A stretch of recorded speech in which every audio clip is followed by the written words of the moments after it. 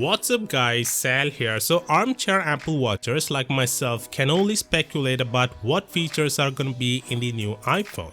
However, we already have a bunch of clues based on numerous leaks that have originated from guys like Ming-Chi Kuo, John Prosser and Mark Gurman, and it looks like iPhone 12 series is gonna be the most boring update that Apple has done in recent times. Many of the new iPhone's upgrades in the last 2 years have been iterative, especially since the introduction of the Face ID facial recognition technology that has been the part of the line since the launch of the iPhone X. It's now in every current generation phone the company sells. And one of the biggest criticisms people make about iPhones would be the notch. For the most part, many have become accustomed to the notch in the display, but this isn't to say that it cannot be improved upon or maybe even removed entirely. If you're hoping the notch would be going away soon, you might be disappointed to learn that with the iPhone 12 Pro, it looks like not only will the notch be staying, but it will also be retaining the same size. iPhone 12 Pro will look like the iPhone 11 Pro, which will look like the iPhone XS, which again look like the iPhone X.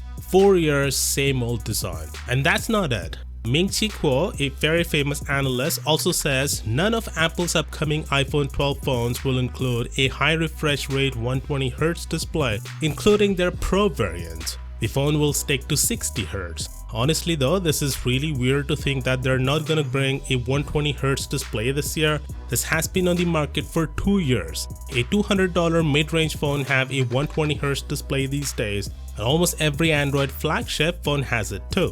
It just feels weird that a $200 phone can do 120Hz and a $2 trillion company cannot. I can understand and appreciate Apple's approach of putting out a polished and not half-baked product, but for the price of over $1,100 for the Pro variant, you should get 120Hz, no question about it. By the way, I can see some people and publications are already trying to justify Apple for including 60Hz on the iPhone 12 with some super moronic reason, when in fact they were the ones cancelling the regular Galaxy Note 20 for having the same 60Hz display. You can find plenty of them on Twitter who say they don't need this year. But wait till it hits next year and all of them raves about how awesome it is and how Apple did it right.